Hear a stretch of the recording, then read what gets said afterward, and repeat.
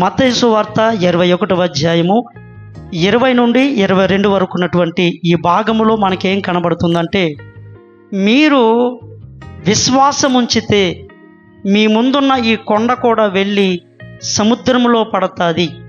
మీరు ఏదైతే అడుగుతున్నారో అది మీరు పొందుకున్నారనే నమ్మకంతో మీరు ప్రార్థన చేయండి అని చెప్పి ఆయన మాట్లాడుతున్నారు. మొట్టమొదటిగా ఈ భూమి మీద మనిషికి దేవుడి అవసరము చాలా ఉంది. కాబట్టి ఈ భూలోకములో ఉన్న యేసు ప్రభు మరణించక ముందు మీకు దేవుడి అవసరం చాలా ఉంది కాబట్టి మీరు ప్రార్థన చేయాలి అని చెప్పి ఆయన వారికి ఆ ప్రార్థించడానికి ఒక అధికారాన్ని వారికి ఇస్తా ఉన్నాడు. అయితే దేవుని బిడ్డలారా, ఈ ప్రార్థించే అధికారం అనేది మనము యేసు ప్రభు నామములోనే మనం పొందుకోగలుగుతాం తప్ప మనంతటా మనము దాన్ని పొందుకోలేము. ఎవరైనా ప్రార్థన చేయొచ్చు. ప్రార్థన అంటే ఏంటి? మనకున్న అవసరాలని దేవుడి దగ్గర చెప్పడమే ప్రార్థన. కానీ ఇక్కడ ఆయన ఏమంటున్నాడంటే, మీరు అడగండి, నమ్మి అడగండి, నా నామములో అడగండి అంటున్నాడు. చూడండి దేవుని బిడ్డలారా, దేవుడి అవసరం మనకుందని తెలిసినటువంటి దేవుడు ప్రార్థించమని ఆ ప్రార్థన అధికారాన్ని ఇస్తున్నటువంటి దేవుడు ఆయన చెప్తున్నటువంటి విషయం ఏంటంటే, ఆయన నామములో మీరు అడగాలి అంటున్నాడు. చూడండి, ఆ నామం ఏంటి అంటే దేవుని బిడ్డలారా, యేసయ్య నామము.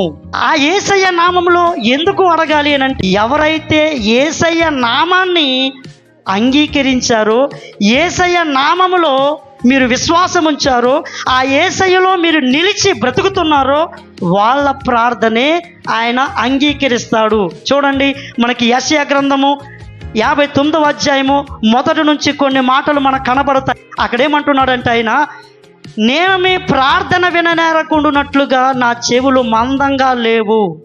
మిమ్మల్ని నేను రక్షించాలనుకుంటున్నాను. రక్షించకుండా ఉండడానికి నా హస్తమేమి కొరచైపోలేదు. నేను వినగలను, మిమ్మల్ని రక్షించగలను. కానీ ఎందుకు చేయలేకపోతున్నానంటే, మీకును నాకును మధ్యలో పాపము అడ్డుగా ఉన్నది అంటున్నాడు. దేవుని బిడ్డలారా, ఇప్పుడు ఎందుకు యేసయ్య నామములో అడగాలంటే, మనకిని దేవునికి మధ్యలో ఉన్న పాపాన్ని పడగొట్టినటువంటి దేవుని బిడ్డలారా, ఆ యేసయ్యను నమ్మి ఆ యేసయ్య నామములో, అయ్యా నన్ను అంగీకరించండి, నేను ఘోరమైన పాపిని, నా పాపమును నీ నామములో క్షమించి నన్ను పరిశుద్ధపరిచి నా ప్రార్థన అంగీకారంగా ఉండునట్లుగా చేయమని మనము యేసయ్య నామములో అడగాలి. యేసయ్య నామములో అడగడం అంటే ఏంటి అంటే, ఆయన యొక్క క్షమాపణను, రక్షణను అంగీకరించి బ్రతకడము. అంటే దేవుడు ఏమంటున్నాడంటే, నీ ప్రార్థన ఆయన విని నీకు జవాబు ఇవ్వాలంటే మొట్టమొదటి క్వాలిఫికేషన్ ఏంటంటే, దేవుడు చూసే అర్హత ఏంటంటే, ఆత్మకు రక్షణ అవసరము. ఎవరు పడితే వారు ప్రార్థన చేస్తే దేవుడు వినడు. చూడండి, చాలామంది ఇక్కడ కొంచెం కన్ఫ్యూజ్ పడతారు. మరి నేను రక్షణ పొందలేదు, నా ప్రార్థన వినడా అంటే, నీ ప్రార్థన వింటాడు. ఎక్కడి వరకు వింటాడో తెలుసా? పాపి ప్రార్థన అతని పాపం ఒప్పుకునేంత వరకు వింటాడు. అంతేగాని పాపం ఒప్పుకోకుండా, పాపం విడిచిపెట్టుకోకుండా అతను, దేవా నా జీవితానికి ఇది నాయన, నా జీవితానికి అది నాయన అంటే ఆయన ఇవ్వలేడు. ఎందుకంటే పాపి మొదట పాపాన్ని ఒప్పుకొని పరిశుద్ధత పొంది రక్షణ అనుభవం పొంది అప్పుడు నీ జీవితానికి ఏం కావాలో అడిగితే ఈ రక్షణను బట్టి నీకు నువ్వు ఏది అడిగినా కూడా ఆయన నీకు ఇవ్వగలుగుతాడు. దేవుని బిడ్డలారా, కాబట్టి మనలో ఉండాల్సింది ఏంటంటే, ప్రార్థించే ముందు రక్షణ మనందరము కూడా పొంది ఉండాలి. ఎందుకు? కారణం ఏంటి? ఈ రక్షణలో అసలు ఏం జరిగింది, మర్మం ఏంటి అని ఒక్కసారి మనము ఆలోచన చేస్తే, దేవుని బిడ్డలారా, సృష్టిలో ఏం జరిగింది అనేది మనం జాగ్రత్తగా ఆలోచన చేస్తే, దేవుని బిడ్డలారా, ఈ భూమి ఆకాశాల్లో ఉన్న సమస్తాన్ని కూడా దేవుడు 6 రోజులలో సృష్టించాడు. 6వ రోజు చివరిలో మనిషిని సృష్టించాడు. మనిషిని సృష్టించి దేవుడు ఏమన్నాడంటే, ఇదిగో మనిషి, నువ్వే అధికారివి, నువ్వే అన్నిటిపైన అధికారివి. కాబట్టి ఈ భూమి మీద ఏం జరగాలన్నా, ఈ భూమి మీద ఏం జరగాలన్నా నీవు అనుమతిస్తే తప్ప ఈ భూమి మీద ఏది జరగదు.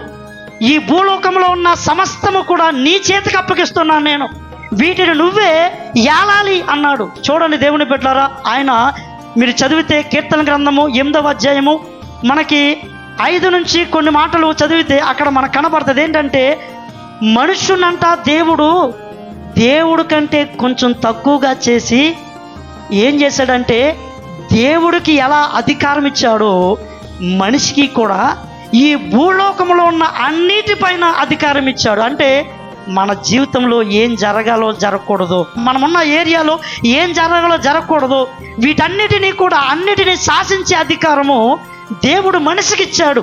అయితే దేవుని బిడ్డలారా, ఇప్పుడు మనిషికిస్తే ఈ అధికారం అంతా కూడా మానవుడు ఏం చేశాడంటే, దేవుడు ఇచ్చినటువంటి అధికారాన్ని అతడు నిలబెట్టుకోలేక అతడు ఏం చేశాడంటే మళ్ళీ పాపం చేసి దేవుడికి దూరం అయిపోడు. ఇప్పుడు ఏమైంది?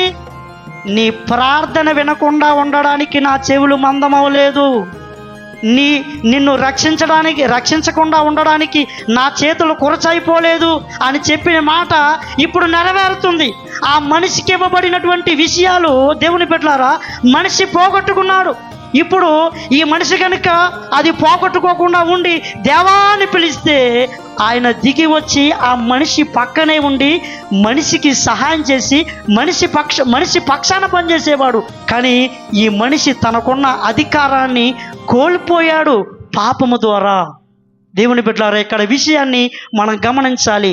మన పాపము మనం ప్రార్థన చేసే అధికారాన్ని కోల్పోనట్లుగా చేస్తుంది.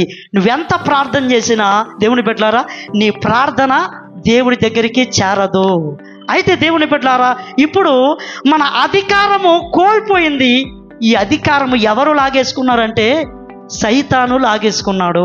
మనం కోల్పోయిన దేవుని దగ్గర మనం కోల్పోయినటువంటి ఈ ప్రార్థన చేసే ఈ యోగ్యతను మళ్ళీ ఏం చేశాడంటే, యేసయ్య శిలువ మీద ఆయన మరణించి ఏం చేశాడంటే మన పాపములన్నీ కూడా క్షమించి మళ్ళీ సాతాను చేతుల్లోకి వెళ్ళిపోయినటువంటి మన అధికారాన్ని సాతానును ఓడించి సాతానుని జయించి ఆ అధికారాన్ని మళ్ళీ ఏం చేశాడంటే మన చేతికి దేవుడు అనుగ్రహించాడు. గమనించండి, ఇప్పుడు ఈ అధికారము ఎవరికి వచ్చింది? ఇప్పుడు లోకములో ఉన్న వారికి ఎవరికి కాదు. ఎవరైతే యేసయ్యను రక్షకుడుగా సిలువలో నా కోసం చనిపోయాడు అనుకుని ఎవరైతే నమ్ముతున్నారో వాళ్ళకి మాత్రమే ఈ గొప్ప అధికారము సాతాను చేతుల్లో నుంచి వారికి అనుగ్రహించబడుతుంది.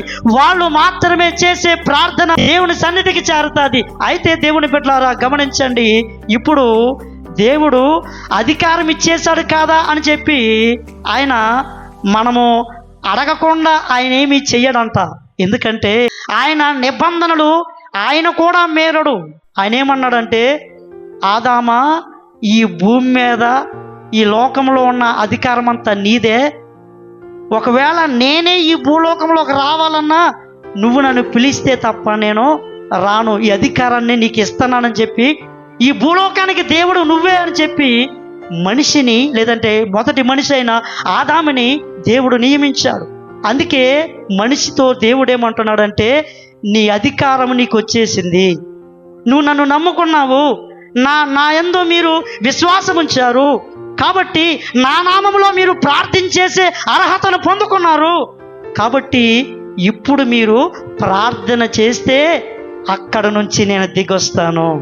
క్రీస్తు యేసు రక్తములో తమ పాపాలు కడుక్కొని రక్షణ పొందుకొని ఉన్న వారి యొక్క జీవితాలు ఎంత శక్తివంతమైనవంటే, ఈ భూలోకములో దేవుని బిడ్డలారా ఆయన నమ్మని వారి జీవితాలు ఎంత గొప్పవైన లోకములో దేవుణ్ణి కదిలించలేవవి.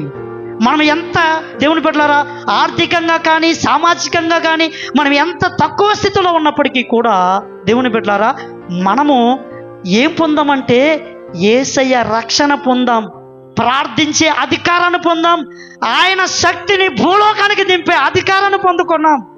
కోటేశ్వరుడికి లేదు ఈ అధికారం, అనిల్ అంబానీకి లేదు, దేవుని బిడ్డలారా యాపిల్ కంపెనీ వాళ్ళకి లేదు, గూగుల్ కంపెనీ వాళ్ళకి లేదు, దేవుని బిడ్డలారా ఎవరికీ లేదు. కేవలం యేసుక్రీస్తు నమ్ముకున్న వారికి మాత్రమే ఈ అధికారం ఉంది. కాబట్టి మనము సామాన్యులము కాదు, మనం ప్రార్థిస్తే సృష్టికర్త పని చేస్తాడు. అందుకే దేవుడు ఏమంటున్నాడంటే, కేవలము మీరు ప్రార్థిస్తే కాదు, మీరు నమ్మి ప్రార్థించాలి. నమ్మడమే కాదు, నా నామములో అంటే నా రక్షణ పొందుకుని, నా అధికారాన్ని పొందుకొని మీరు ప్రార్థన చేయాలి. అప్పుడు మాత్రమే మీ ప్రార్థన నేను వింటాను. అంటే ఏమంటున్నాడంటే, మీరు గనుక దేవుడా నాకు ఇది చెయ్యి నాయనా అన్నావనుకో, వెంటనే నీ అధికారాన్ని ఉపయోగించావు కాబట్టి ఆయన నీ అధికారాన్ని బట్టి నువ్వు పర్మిషన్ ఇచ్చావు కాబట్టి నీ జీవితంలోకి ఆయన దిగొచ్చి నీ కార్యాన్ని నెరవేరుస్తాడు. చూడండి, మన కేసీఆర్ గారు ఉన్నారు, మన కేసీఆర్ గారు లేదంటే ఇప్పుడు ప్రజెంట్ రేవంత్ రెడ్డి గారు. అయితే దేవుని బిడ్డలారా, మన రాష్ట్ర ముఖ్యమంత్రి ఇక్కడ ఉన్నారు కదా మన తెలంగాణలో. అయితే దేశమంతటికి మన తెలంగాణకి కూడా పిఎం ఎవరంటే, ప్రధానమంత్రి ఎవరంటే మోడీ. ఇప్పుడు అంత మోడీ అయినా ఎంత మోడీ అయినా మన రాష్ట్ర ముఖ్యమంత్రి పర్మిషన్ లేకుండా మన రాష్ట్రంలోకి అడుగుపెట్టే అర్హత లేదు. చూడండి, ఎందుకంటే ముఖ్యమంత్రి అయినప్పుడే అతనికి కొన్ని అర్హతలు ఇచ్చారు. అది ఇప్పుడు గమనించండి, నీవు రక్షణ పొందినప్పుడే ఆ దేవుడిచ్చిన అధికారం ఏంటంటే, నువ్వు ప్రార్థిస్తే నేను వచ్చి పనిచేస్తా. అందుకే మనందరము కూడా ప్రార్థించాలి. ప్రభు, నా కష్టం నీకు తెలియదా, నా బాధ నీకు తెలియదా అంటే కాదు, నువ్వు అడగాలి ప్రభును, నీ అధికారాన్ని ఉపయోగించాలి, ప్రభువును పిలవాలి. అప్పుడు ఆయన దిగి వచ్చి నీ కార్యాన్ని ఆయన జరిగించగలుగుతాడు. అయితే దేవుని బిడ్డలారా, ఇప్పుడు ఆయన వచ్చి మన జీవితంలో ఆ గొప్ప కార్యమును జరిగించాలంటే ఆయన ఒక్కడే పని చేస్తే కాదంట, మనము కూడా పని చేయాలంట. ఆయన ఏమంటున్నాడంటే, ఆయనతో పాటు జత పనిగా ఉండాలి. చూడండి, ఎద్దుల బండి ఉంటుంది కదా, ఆ ఎద్దుల బండికి ఈ పక్కన ఒక ఎద్దు ఉంటుంది, ఈ పక్కన ఒక ఎద్దు ఉంటుంది. ఒక ఎద్దు బలమైందైనా ఇంకొక ఎద్దు బలహీనమైందైనా పర్లేదు, ఏదో కాడి అలా పెట్టుకున్నట్టు ఇంకో ఎద్దు మొత్తం బరువంతా లాక్కిపోద్దు. అలాగే మనం బలహీనులమైన ఒక పక్కన దేవుని బిడ్డలారా, ఎద్దు బండికి ఒక పక్కన అలా ఉన్నట్టుగా ఉన్న బలమైనటువంటి దేవుడు నీ ప్రార్థనకు, నీ అవసరాలకు, నీకు కావలసిన వాటికి ఆయనే శక్తినిచ్చి నీ జీవితాన్ని నడిపించగలుగుతాడు. కాబట్టి నువ్వు ఆయనతో పని చేయాలి, నువ్వు ఆయనతో పాటు జత పనివాడుగా ఉండాలి. అందుకే దేవుని బిడ్డలారా గమనించండి, నీకు ఈ ప్రార్థన అధికారాన్ని ఇచ్చాడు. గమనించండి, అందుకే దేవుడి సాయం నీకు కావాలి. నీ సపోర్టు లేకుండా, నీ యొక్క బాధ్యతను నిర్వర్తించకుండా ఆయన ఏమీ చేయలేడు. ఈ ఎద్దుల బండి, ఈ బ్రతుకు బండిని, ఈ జీవితాన్ని, ఇంత కష్టమైన భారమైన ఈ జీవితాన్ని నువ్వు లాక్కెళ్ళగలవా? నో, నీకు బలం చాలదు, నువ్వు బలహీనమని వాడవే. కానీ బలవంతుడైన వాడు ఈ పక్కన ఉండి నీ జీవితాన్ని నడిపిస్తే ఎటువంటి ఎత్తులైనా, ఎటువంటి పల్లాలైనా, ఎటువంటి బరువులైనా, దేవుని బిడ్డలారా ఎటువంటి ప్రమాదాలైనా అవి దాటి వెళ్ళగలవు. కాబట్టి నువ్వు నేను కూడా ఏం చేయాలంటే, ఆ గొప్ప దేవునితో జత పనివాడిగా ప్రార్థన చేసి మన జీవితాన్ని సాఫీగా, ఒక పక్కన దేవుని సాయంతో, ఒక పక్కన నీవు దేవునికి లోబడి ముందుకు వెళ్ళిపోతే నీ జీవితం చక్కగా నడిపించబడగలుగుతుంది. అయితే దేవుని బిడ్డలారా గమనించండి, ఆయన ఏమంటున్నాడంటే, నీవు రక్షణ పొందుకున్న తర్వాత గమనించండి ఏం చేయాలంట, నువ్వు రక్షణ పొందుకున్న తర్వాత దేవుణ్ణి అడిగే అర్హత నీకు వచ్చినప్పటికీ కూడా దేవుడు ఏం చేస్తాడంటే, నీ ప్రార్థన పూర్తిగా వినే ముందు ఆయన ఏం చేస్తాడంటే, నువ్వు నన్ను నమ్మకంగా వెంబడించే వ్యక్తిగా ఉన్నావా, రక్షణ పొందని అయిపోయింది అనుకున్నావా, అది చూస్తాడు ఆయన. చూడండి, ఈ మాట ఎవరితో చెప్తున్నాడు అనుకున్నారు మీరు? ఎవరితో చెప్తున్నాడు ఈ మాట? ఏ మాట? మీరు విశ్వాసం ఉంచితే ఆ చెట్టు ఎండిపోవడం కాదయ్యా, ఈ కొండ వెళ్ళిపోయి సముద్రంలో పడిపోతుంది అని ఎవరితో చెప్తున్నాడు? శిష్యులతో చెప్తున్నాడు. శిష్యులు అంటే ఎవరు? ఆయన్ని అనుసరించేవారు. చాలా జనం ఉన్నారు, వచ్చి వెళ్ళిపోయేవాళ్ళు. శిష్యులు మాత్రము ఆయన అడుగులో అడుగేసేవారు. వాళ్ళకి చెప్తున్నాడు ఈ మాట, నీ జీవితంలో గొప్ప కార్యాలు చూడాలంటే, ఆ దేవుని శక్తి ఏంటో నువ్వు చూడాలంటే, దేవుని బిడ్డలారా, నీ మాటే మహిమగా మారాలంటే, నీ మాటే అద్భుతంగా మారాలంటే, నీ మాట నీ పరిస్థితులను దేవుని బిడ్డలారా మార్చేయాలంటే, దేవుని బిడ్డలారా నీవు ఆయన్ని వెంబడించే శిష్యుడుగా, ఆయన్ని వెంబడించే భక్తిపరుడుగా నీవు ఉండాలి. కేవలం రక్షణ పొందుకుని ఆగిపోతే నీ ప్రార్థన శక్తి కలిగింది కాదు. మనం ఒకవేళ ప్రార్థించడానికి సిద్ధపడినప్పుడు దేవుని బిడ్డలారా ఎప్పుడూ కూడా ఏ విషయాన్ని బట్టి కూడా మనము అపనమ్మకం తెచ్చుకో, ఆయన్ని నమ్మి అడగాలి. కొన్నిసార్లు మనకి ఈ క్రైస్తవ జీవితంలో లేదంటే మన పరిస్థితులు బట్టి చాలాసార్లు మనకి అపనమ్మకం కూడా కలుగుతుంది ఎవరికైనా. అది సాతానుడు ఏం చేస్తాడంటే మనకు దేవుడి మీద అనుమానాలు, ఆయన శక్తి మీద అనుమానాలు, ఆయన చేయగలుగుతాడా చేయడా అని అనుమానాలు అంట. చూడండి, ఈ అనుమానాలు ఉన్నవారు దేవుని బిడ్డలారా దాని అర్థం ఏంటంటే వాళ్ళ మనసు, వాళ్ళ ఆలోచన దేవుడి మీద స్థిరంగా లేదు, కదిలిపోతూ ఉంటారు అస్తమాను కూడా. చూడండి, దాన్ని దేంతో పోలుస్తాడంటే యాకోబు పత్రిక 1వ అధ్యాయము 6వ వచనంలో దేవుడు ఏమంటాడంటే, సందేహించి నమ్మకం లేకుండా అడిగేవాడంట సముద్ర కెరటముతో సమానమంట. సముద్ర కెరటం ఏం చేస్తుంది? లోపలికి వెళుతుంది, మళ్ళీ బయటకు వచ్చేస్తుంది, మళ్ళీ లోపలికి వెళుతుంది, మళ్ళీ బయటకు వచ్చేస్తుంది. నమ్మకం లేని జీవితము. ఒకరోజు ప్రార్థన చేస్తారు, కొంచెం భక్తిగా ఉంటారు, మళ్ళీ లోకంలోకి వచ్చేస్తారు. ఇలాగ స్థిరత్వం లేని వారు ఎవరైతే ఉన్నారో దేవుని బిడ్డలారా వాళ్ళ ప్రార్థన దేవుని బిడ్డలారా ఆయన వినలేడు. కాబట్టి ఇప్పుడు నువ్వు నేను కూడా చేయాల్సింది ఏంటి? చూడండి దేవుని బిడ్డలారా, నేను చెప్పిన విషయాలు మీరు గుర్తున్నాయా? మనము ప్రార్థించాలి, నమ్మకంతో ప్రార్థించాలి. నమ్మకంతో ప్రార్థన చేసే ముందు ఏం చేయాలంట? ఆయన నామములో రక్షణ పొందుకుని ఆయన నామములో ఆయన అడగాలి. ఆయన నామములో అడిగే యోగ్యతను సంపాదించుకుని నువ్వు శిష్యుడుగా ఆయన్ని వెంబడించాలి. దేవుని బిడ్డలారా ఇంకా ఆయన ఏం చెప్తున్నాడంటే, ఇప్పుడు నీవు ఆయన వెంబడిస్తూ ఉన్నప్పుడు నీ జీవిత ప్రయాణంలో నీ పరిస్థితుల్లో కొన్ని అనుమానాలు, బలహీనతలు, అవిశ్వాసాలు కలుగుతాయి. ఆ సమయంలో నువ్వు చేయాల్సింది ఏంటి అని అంటే, దేవుని బిడ్డలారా మీకు చదువు వస్తే బైబిల్ చదువుకుని విశ్వాసాన్ని బలపరుచుకోండి. ఒకవేళ చదువు రాలేదనుకోండి, చదువు వచ్చిన వారి దగ్గరికి వెళ్ళి బైబిల్ చదివించుకొని మీరు విశ్వాసాన్ని సంపాదించుకోండి. నేను చెప్తున్నా దేవుని బిడ్డలారా, ఈ ప్రపంచంలో నీవు ఎన్ని విషయాలను గురించి తెలుసుకున్నా నీ విశ్వాసం బలపడదు. కానీ నీ నమ్మకం, విశ్వాసం బలపడేది దేని మూలంగా అంటే దేవుని వాక్యము మూలంగానే. అని ఏమంటాడంటే విశ్వాసము దేని మూలంగా కలుగుతుందంట? దేవుని వాక్యాన్ని వినడం బట్టి కలుగుతుంది. రోమాపత్రిక 10వ అధ్యాయము 17వ వచనంలో ఈ మాట ఉంటుంది. దేవుని బిడ్డలారా ఆయన మాటలు వినడం బట్టి. అందుకే దేవుని బిడ్డలారా పదే పదే ఆయన మాటలు వినాలి. ఆయన మాటలు వింటే శక్తి వచ్చేస్తుంది, లోపల బలం వచ్చేస్తుంది, మనకి గొప్ప నమ్మకం కుదురుతుంది, మనం బలమైన ప్రార్థన చేయగలుగుతాం. చూడండి దేవుని బిడ్డలారా, నమ్మకం లేని వాడు ప్రార్థన గాలికి అటు ఇటు కొట్టుకుపోతుంది దేవుని బిడ్డలారా. కానీ నమ్మకం కలిగిన వాడే కొండల్ని కదిలించేస్తాడు. నమ్మకం కలిగిన వాడు ఈ కొండను చూసి సముద్రంలో పడమంటే పడుతుంది అంటున్నాడు. కాబట్టి కొన్నిసార్లు నమ్మకం లేనప్పుడు మన విశ్వాసము చాలక ఏదో ప్రార్థన చేస్తామంతే. కానీ ఈ వాక్యాన్ని ధ్యానిస్తూ ఉన్నప్పుడు నీ గుండెల్లో దేవుని బిడ్డ నమ్మకం కుదురుతుంది. దేవుని బిడ్డ చెప్తున్నా, ఈ వాక్యాన్ని పదే పదే పదే గుండెల్లో పెట్టుకోకుండా ఎవరి విశ్వాసం కూడా బలపడదు, ఏ విశ్వాసి కూడా ప్రార్థనకు విజయాన్ని చూడలేడు. అందుకే చెప్తున్నాడు దేవుని బిడ్డలారా, దివారాత్రులు నా వాక్యమును, నా ధర్మశాస్త్రాన్ని ధ్యానించి అటువంటి వాడు ధన్యుడంట. వాడు నీటి కాలవల వారన నాటబడిన చెట్టులాగా ఫలిస్తాడు. ఎందుకు? వాడు రోజు విశ్వాసం అనే జీవాన్ని పొందుకుంటాడు. దేవుని బిడ్డలారా వాడి కార్యాలన్నీ సఫలపరచబడతాయి.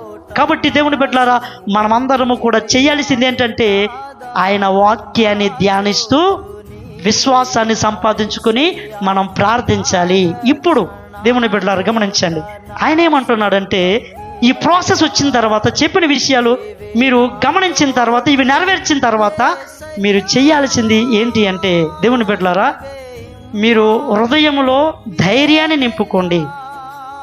ఏ పరిస్థితి ప్రస్తుతానికి నీ ముందున్నా గుండెల నిండా ఊపిరి తీసుకొని ఆ మహోన్నతుడైనటువంటి దేవుని దగ్గర నీ ఆశ ఏంటో ఆయనకి తెలియచేయండి.